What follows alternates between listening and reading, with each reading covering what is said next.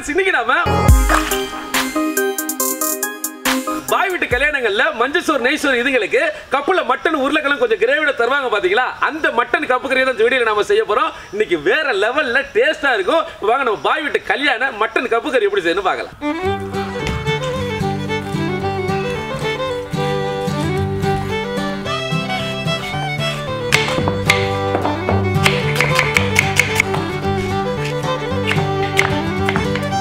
இன்னைக்கு நாங்க 1 kilo mutton 1/4 kilo உருளைக்கிழங்கு கப்பு கறி செய்ய போறோம். இதுல 10 அல்லது 12 கப்பு கறி செய்யலாம்.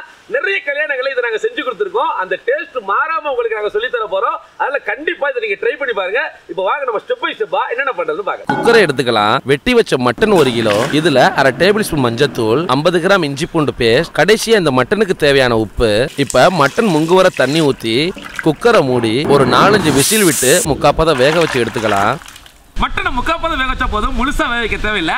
ஆட்டோமேட்டிக் நம்ம உருளைக்கிழங்கோட வேக வைக்கும் போதே மட்டன் தானா வந்துடும். இப்போ மட்டன் கப்பு கறியை செய்ய ஆரம்பிச்சிடலாம் வாங்க. இப்போ பாத்திரத்தை எடுத்துக்கலாம். அலையாத்தி மரச்சக்கில் ஆட்டின சுத்தமான கடலெண்ணெய் 150 ml. எண்ணெய் சூடானதும் பட்டையில 6, கிராம்ல 5, ஏலக்காயில 5 இதுங்களை போட்டுக்கலாம். கையோட வெட்டி வச்ச பெரிய வெங்காயம் 1/4 கிலோ, ஓரளவு பொன்னிறமாகட்டும். இப்ப 5 பச்சை மிளகாய், அப்புறம் 10 ரூபாய்க்கு வாங்கின சிறிதளவு மல்லித்தலை புதினா, வெங்காயத்துக்கு தேவையான உப்பு நல்லா கிளறுங்க.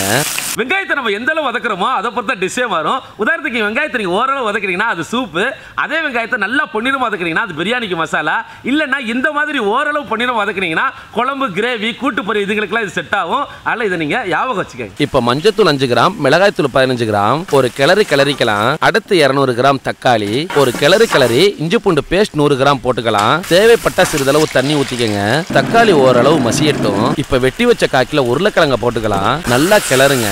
அடுத்து இதுக்கு மேல மட்டன் மசாலா 20 கிராம், கறி மசாலா 10 கிராம், அப்புறம் ஜீரகத்தூள் 15 கிராம், மல்லித்தூள் 15 கிராம், சிறிதளவு தண்ணி ஊத்திக்கலாம். இந்த இடத்துல மசாலாவுக்கு தேவையான உப்பை ஆட் பண்ணிக்கங்க.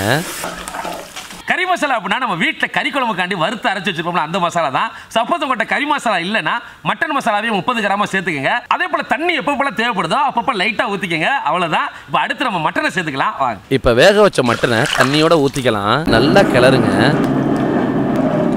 சிம்லையே வேக வைங்க.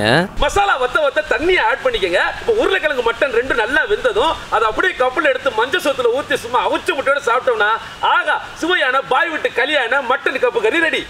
இந்த இடத்துல உப்பை செக் பண்ணிக்கங்க. கிரேவி தண்ணி அளவு இந்த மாதிரி இருக்கணும். மட்டனும் உருளைக்கிழங்கு வெந்துருச்சு. அவ்வளவுதான், சுவையான பாய் வீட்டு கல்யாண மட்டன் கப் கறி ரெடி.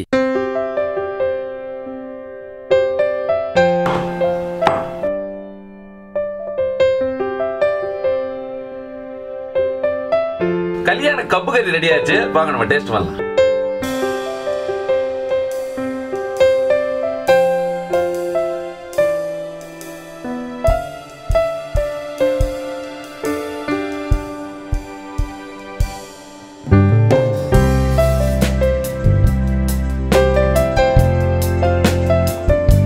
கல்யாண கப்பு கறி அருமையா இருந்துச்சு. கண்டிப்பா நீங்களும் சண்டே இன்னைக்கு இதை ட்ரை பண்ணி பார்க்கலாம். உங்களுக்கு ரொம்பவே பிடிக்கும். இந்த வீடியோ பிடிச்சதா லைக் பண்ணுங்க, ஃப்ரெண்டு கூட ஷேர் பண்ணுங்க, மறக்காம இதை ஃபாலோ பண்ணுங்க. இன்னும் அடுத்த வீடியோல சந்திப்போம். பாய்.